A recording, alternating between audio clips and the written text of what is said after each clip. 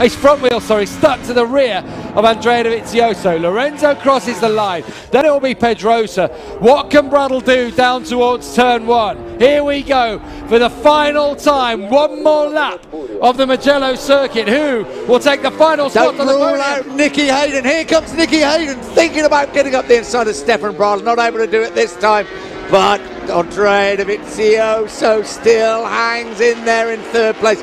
Nicky Hayden, Valentino Rossi's closed up with Cal Crutchlow, so they're not close enough, but Hayden is now to this one.